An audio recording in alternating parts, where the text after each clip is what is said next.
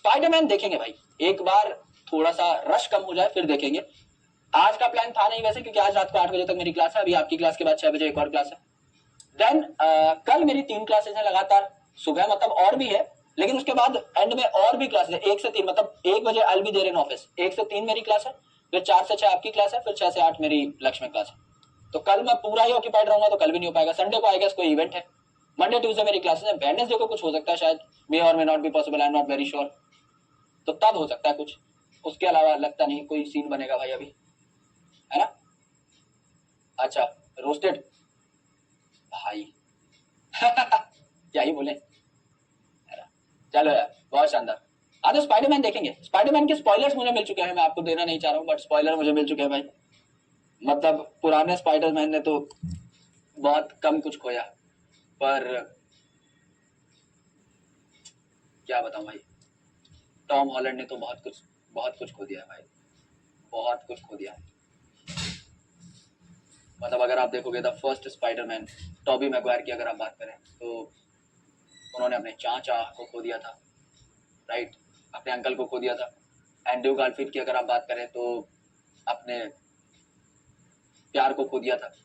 इस वाले ने तो अपनी आइडेंटिटी खो दी भाई, सब कुछ खत्म हो गया भाई का, कोई पहचान के ही राजी नहीं है। एंड में शायद वो जो गोलू मोलू मित्र है वो पहचान गया था, लेकिन भाई ने सब खो दिया, कोई पहचान ही नहीं रहा भाई को। तो उससे बुरा क्या ही हो सकता है जीवन में, कि जब आपकी आइडेंटिटी इतनी बड़ी हो, आप एक इतनी बड़ी हस्ती हो, सोच के देखो, यू आर एन एवेंजर, आपको एवेंजर बनाया गया और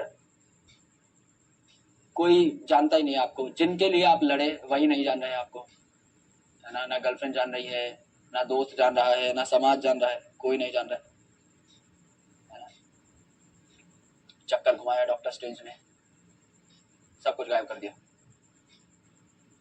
तो ऐसा होता है जीवन में कई बार, when you feel your identity is at crisis. ऐसा नॉर्मली भी होता है, हमारे साथ भी होता है, इंसानी जीवन का सच है ये। बस स्पाइडरमैन मुखौटा पहन के हमें सिखा रहा है लाइफ के कुछ रूल्स, कि कई बार आपके आसपास के जो लोग हैं वो आपको पहचानने से इनकार कर देंगे, जब आपको उनकी सबसे ज्यादा जरूरत होगी उस टाइम आदमी अंदर ही अंदर मरता रहता है ना।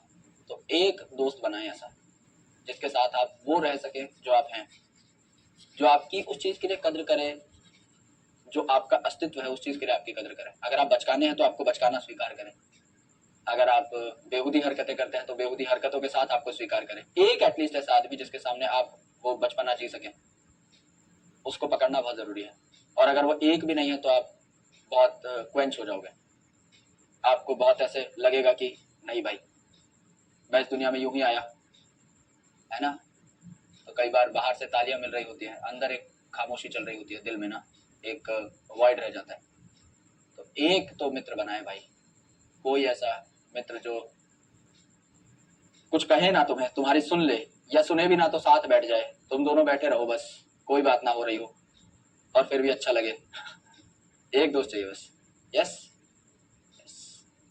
अभी समझे हो, नहीं समझे आगे समझ जाओगे, बहुत गहरी बात है। जीवन के थप्पड़ सब सिखा देते हैं आगे चलते चलते, है ना। चलो कोई ना मिले तो मुझे कनेक्ट कर लेना, मैं हूँ, जितना हो पाऊंगा उतना मैं हूँ। सबसे बात नहीं कर सकता भाई, है ना, इतना मुनासिब वक्त भी नहीं है मेरे पास, और इतने लोगों के मैसेजेस मैं देख भी नहीं पाता, पर जितना हो सकता है उतना I always stay in touch with you, है ना। चलो कल मुलाकात करेंगे, गीत संगीत का कार्यक्रम होगा।